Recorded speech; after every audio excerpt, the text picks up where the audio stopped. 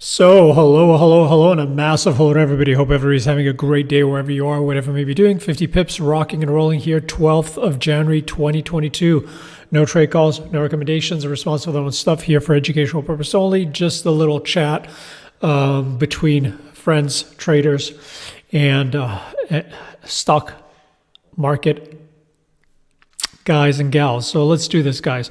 So what's going on? We've had some fairly interesting action across the board on the markets, and let's see if we can go through some charts and see what's going on.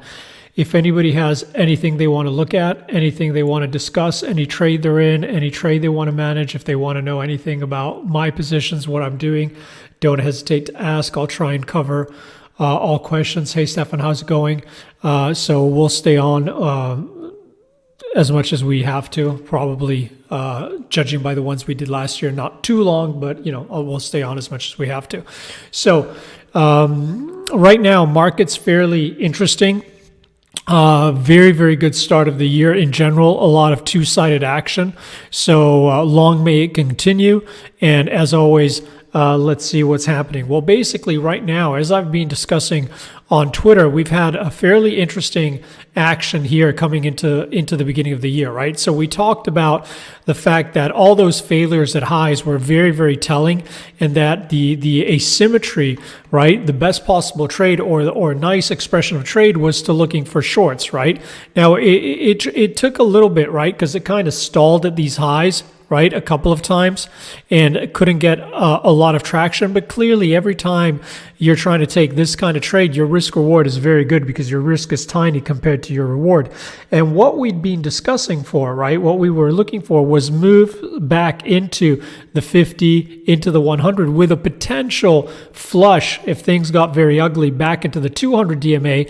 But normally speaking, the base case scenario was still that the market was bid, Powell was going to save the day, there are plenty of liquidity, and that we should hold, and any pullback would probably be a decent buying opportunity, especially if we got very, very aggressive selling with no bounce that led close to the to earnings season, because most likely it'll be a fairly easy pump on earnings with earnings beats and the whole circus going on. So here, nice shorts, and then we said again the other day, very, very hard to stay short after this reversal candle. You would expect the market to squeeze back into the 5,700, the 4,700 rather, sorry, and the 10-day moving average, right? So now today we're at a really key inflection point, right? Because basically the chart looks all bulled up. It's very hard to be extremely short and very comfortable to the short side when you see all these wicks, right? Irregardless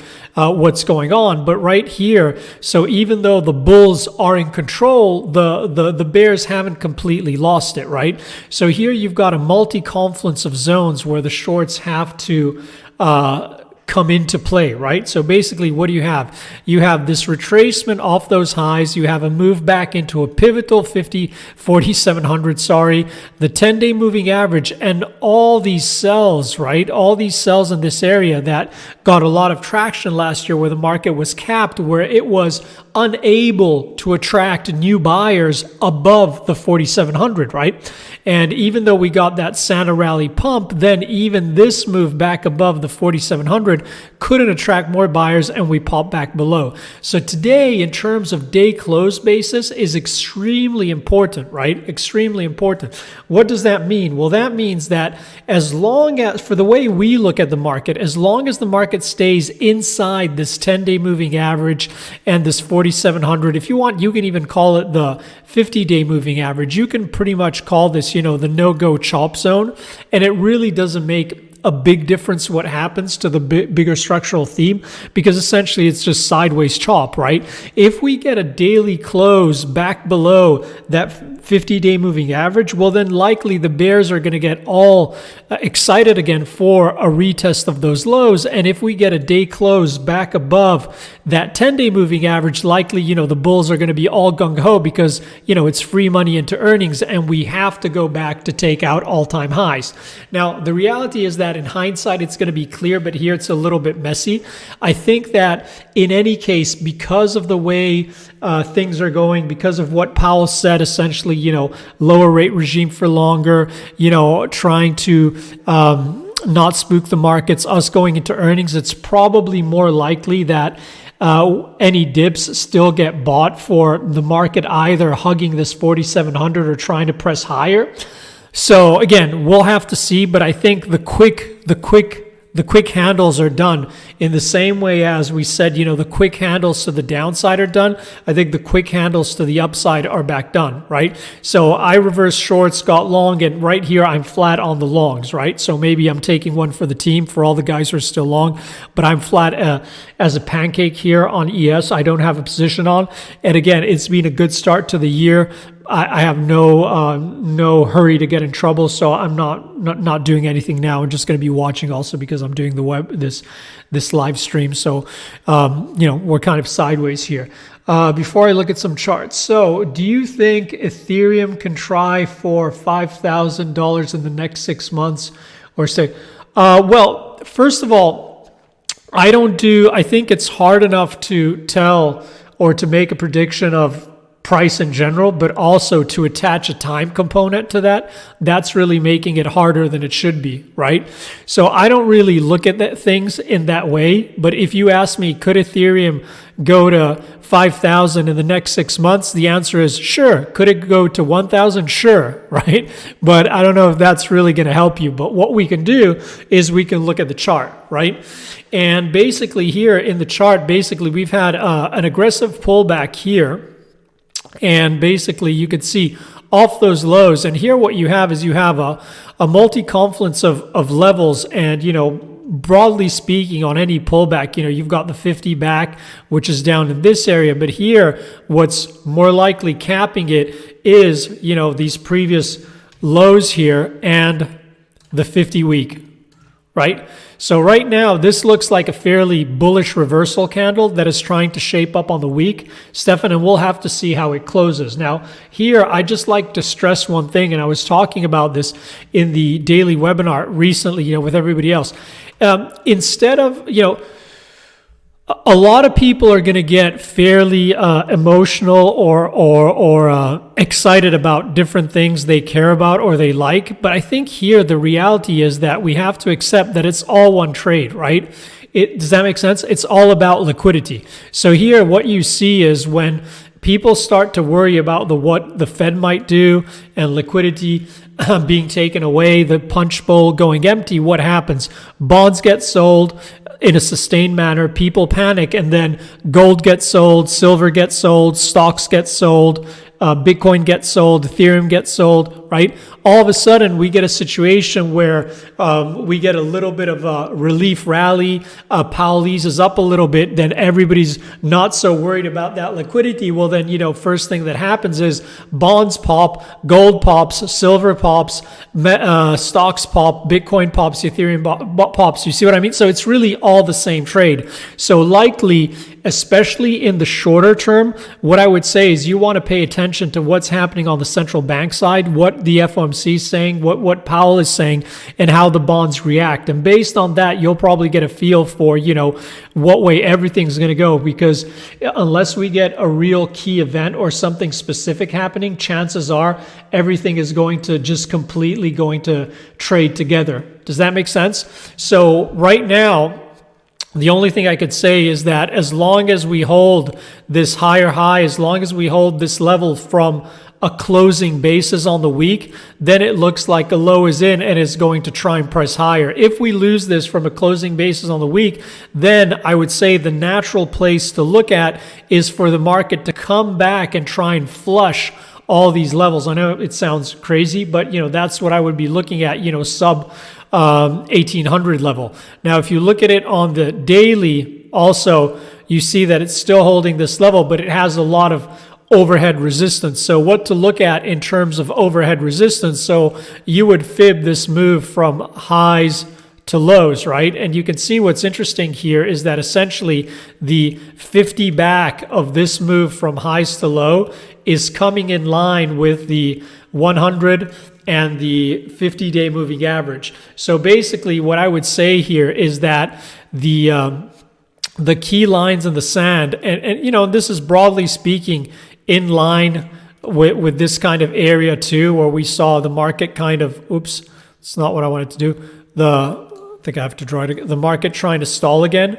So, any bounces, as long as we don't get aggressively back above this 61.8, as long as we don't get aggressively back above this 40,000, then the bears could easily still be in control. So right now, the bears have to hold any bounce below this area.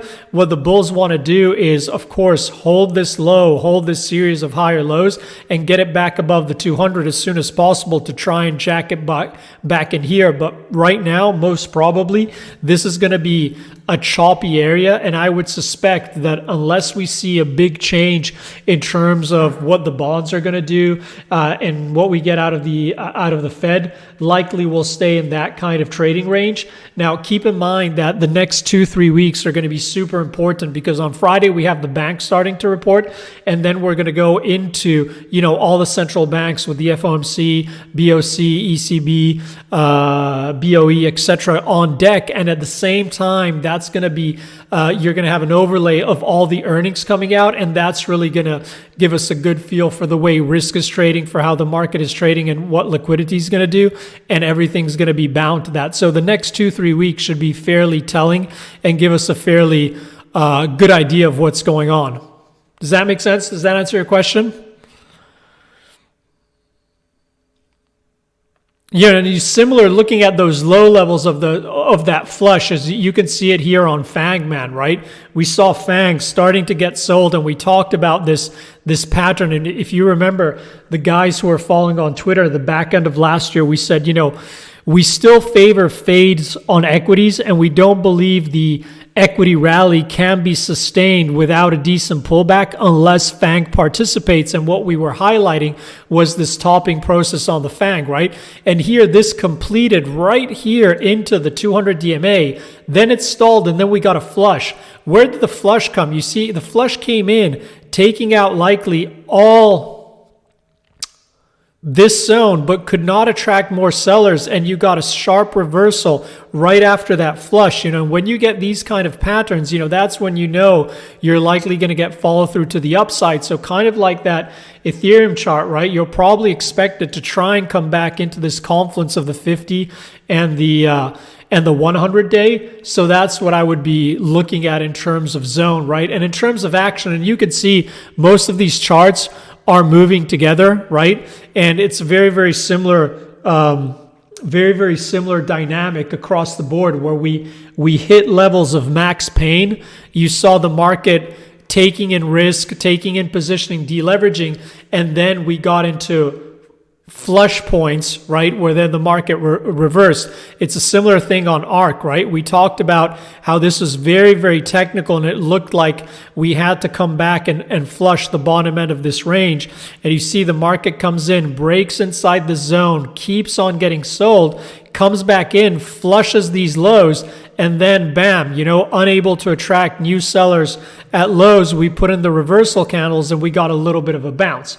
Now, of course, that doesn't mean I want to get long ARK, but it's the same dynamic across the board. So everything's really trading together, right? Everything's really trading together here.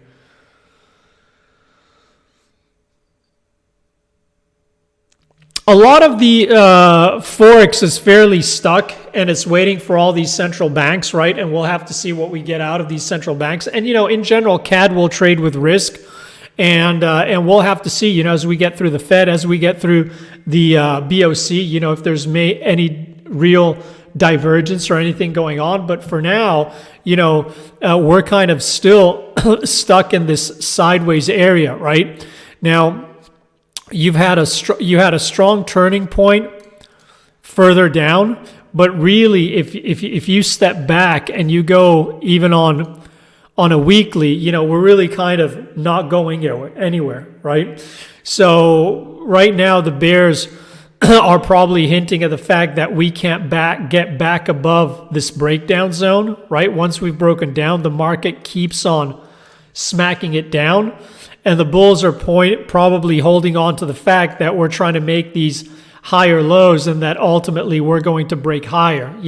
This is likely just going to trade with risk.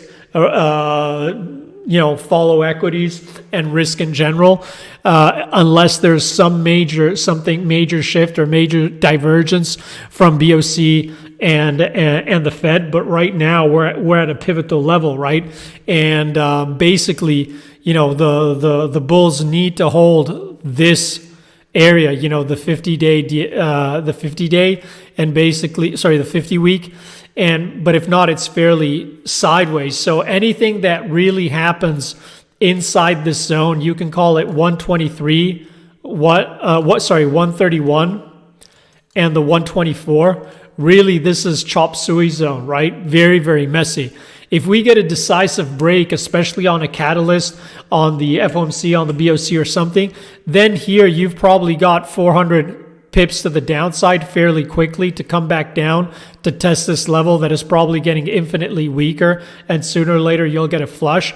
And equally, if we get a pop back above the 131, you could easily see a big rip to the upside, 400 plus pips pips to the upside. So I think here it's still, broadly speaking, in a range zone, like most of FX.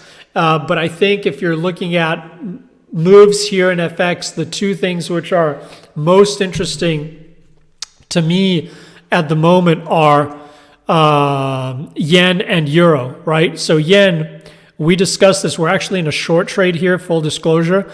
And basically, we talked about how this was a very, very interesting zone. And also, I tweeted out basically, did I lose the 10-day moving average here for some reason? Yeah, looks like I lost the 10-day. Let's change this. So basically, we talked about the fact that this was a fairly interesting chart, right? And also, I retweeted out when you had some comments from the Japanese government talking about they were unhappy with the way yen had been trading, and we said that this is a very, very interesting opportunity to get short, right? To get short yen.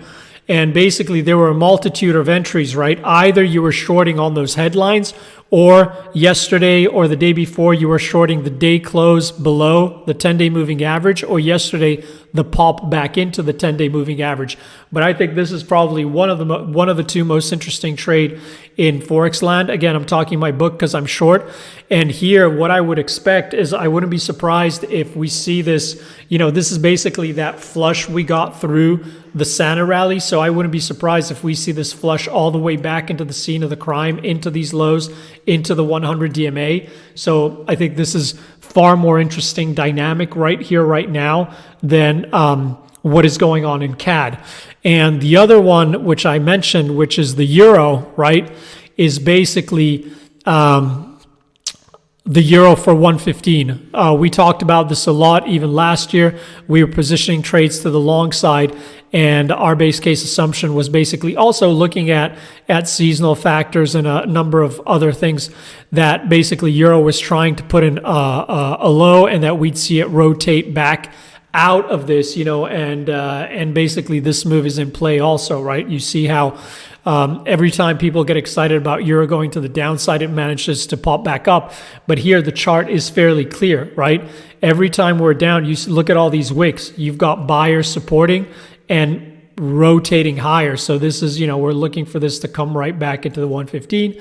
And I think these are the two most interesting trades in play in current dynamics on Forex land, okay? Any comments, any questions, anything anybody wants to look at? Don't be shy. Happy to look at any chart. While we see if anybody has any questions. Again, the other thing, and you saw everything turned at the same time. We were looking at it the other day, and we also said, look at ZNs. We're coming back into a super interesting support. And, right back in, bottom right ahead of that support. And as long as this holds, you'd expect to see this back into that 10-day. Similar thing on ZBs, right? Right back into this beautiful level, right? The 154.31s. And there you go. Positive daily close at lows, reversal, and a little pop. So again, everything is really trading together, right? Everything's trading together. So it really doesn't matter if you're looking at stocks, dollar, gold, silver, Bitcoin, everything's trading together. It's the same trade. That's where we're at, right? So don't make it harder than it should be.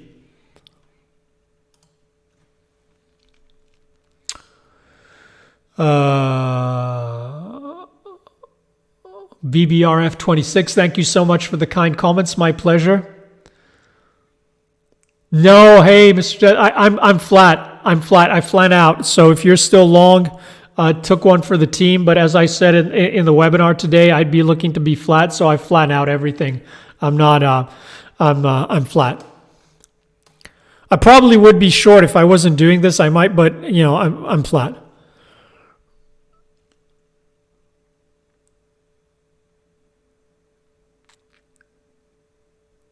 Hey Ed, how's it going? Looks like dollar index is breaking lower. Yeah, I mean here the DXY is, Ed, don't make it harder than it should be. It's just everything's trading together, right? So bonds turned, stocks turned, dollar's going to turn, right? Metals turn. So it's all trading together. And remember that, DXY essentially, is euro. So let's look at it a different way. Hold on.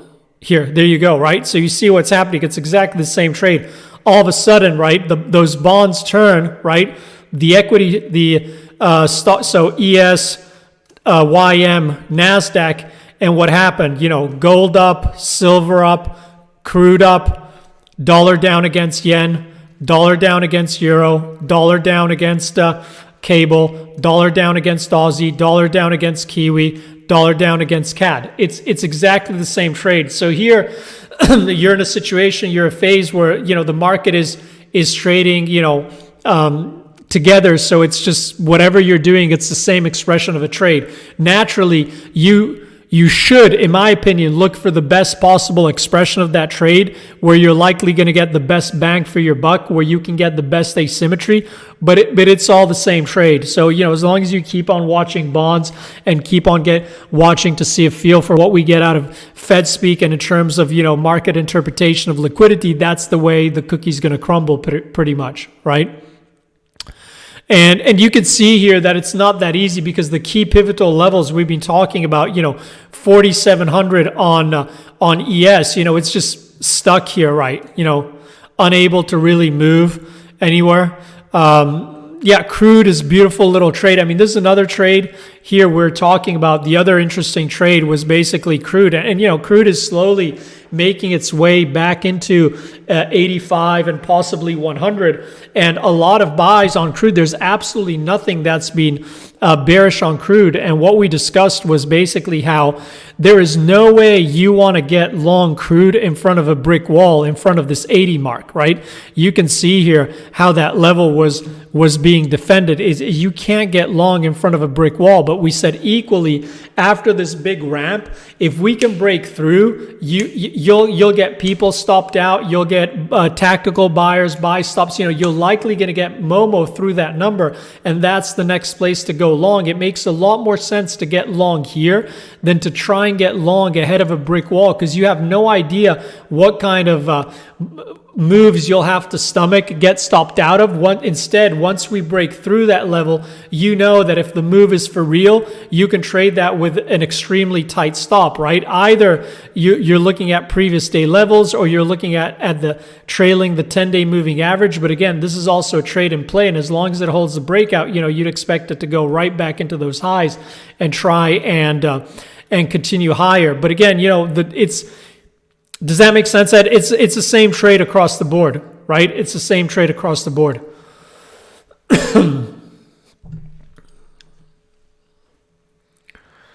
Any comments, any questions, anything anybody's looking at, anything anybody wants to discuss? Again, nothing's off the table.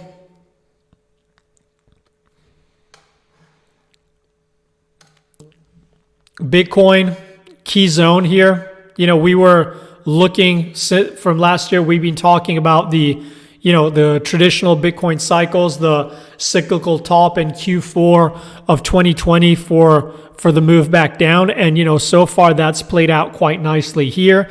I would keep things very, very simple and continue to look at this broader range here. And basically, this is the key bull bear line. As long as we're inside this range, this is very, very choppy. And to me, very hard to read anything into it as long as we stay inside this range. As long as we stay below, so any move back into gets smacked down below, then the most likely outcome is to see this continue to roll lower, closer to MicroStrategy cost basis, and try and flush likely a bunch of stops here and maybe try and fill this gap here. And choppy as long as we stay inside this range. And if we can get back above this range, well then sky's the limit, rally, rally, rally for a move back into those highs. That's the way I'm I'm looking at Bitcoin.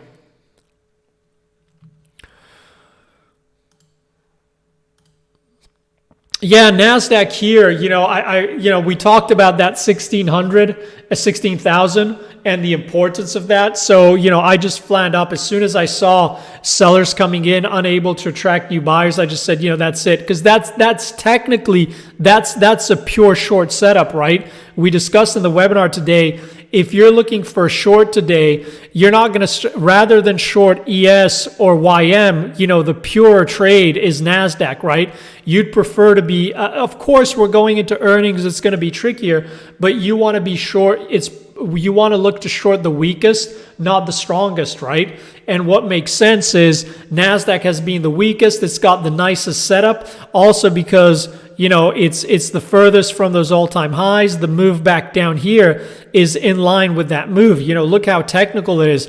Move from highs to, from those highs into those lows. We rally back and we've got a confluence of number one, the 50 DMA lining up with the 61.8. Number two, you've got the 10-day moving average. Number three, you've got the 50 back of that move. So this is an awful lot of sell zone and a lot of confluence to get long here. If anything, you get short. So in the same way we said, there's no edge in trying to get short into this wick. There's very little edge in trying to get short here. This is in the same ways we said here, you're scaling out of shorts looking to reverse long. Here, you're scaling out of longs looking to reverse short, or you're flattening out and wait in a little bit of a wait and see scenario. But also now we've got that pivotal level, which is the 15,600, and now this kind of 50 DMA area, and this is going to be very, very, very choppy. It's going to be a tricky zone, and we'll have to see how we break.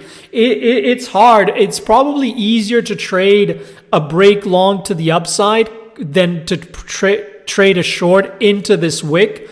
But as always, we don't get a chance to choose the hand we're dealt. So that's pretty much where we are. We have to, we'll have to deal with it. We'll discuss this in the webinars every day and try and plan around it. But as I said before, I think the quick handles to the downside and to the upside have been made for now. And now we'll probably go into 2-week period that is going to be a lot more choppy because, market has de-risked a lot. We've reached some interesting levels, and now we're going into this 2-week period where we've got all the earnings, FOMC, BOC, ECB, BOE, BOJ. So, it's normal to expect a little bit more two-sided action. Also, you're in a situation where, how to put this, the real Uber bears, right? As long as, the real Uber bears, think about it. As long as we don't take these highs out, there's no way they're going to change their mind on the fact that the world is going to end, that it's disaster, the Fed, yada, yada, yada, right? And if you're an Uber bull, there's no way you're really going to change your mind after you saw this thing, this rip here, as long as, we don't really trade and get a day close below the 200 DMA. Make sense, Mr. Dead? So here it's choppy because both longs and shorts are probably going to dig their heels in and be very stubborn. And to try and express a position from a longer term point of view, you're wrong here or here. So remember, as we always say, it's at the middle of the range really where you have less asymmetry and you have less edge on the bigger picture views. but that doesn't mean there's not going to be a lot of interesting tactical trading to be done, but it just gets, it gets harder here, right? It gets a little bit harder and a little bit trickier. Does that make sense?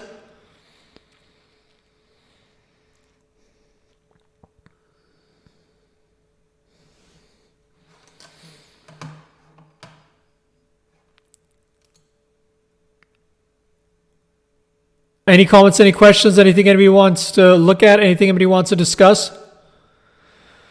We've been going for what, probably 30 minutes or so, 35 minutes. Again, I'm happy to stay on as long as people have questions. If we don't have any questions, then we'll call it a day.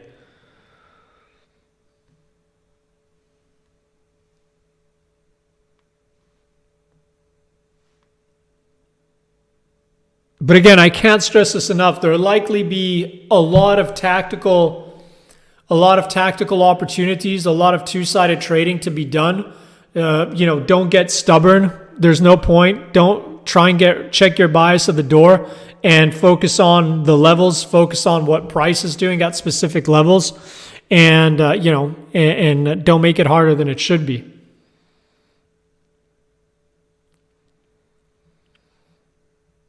Okay, cool stuff. Okay, guys, so thank you so much for flying with 50 again. I was not going to do them this year because last year just not that many people showed up, and then I told myself to just man up. I'm going to do them in general. Over the years, I've always found a lot of value from Twitter, from YouTube and stuff. So irrespective of if one of you guys shows up or 20, 30, 50, 100 people show up, I'll keep on doing these once every month at least. And that's my way of paying it forward. Wishing everybody all the best. Talk to you guys soon, and we'll do one again next month or if stuff starts to move again. Okay? Take care, guys. All the best. Bye-bye.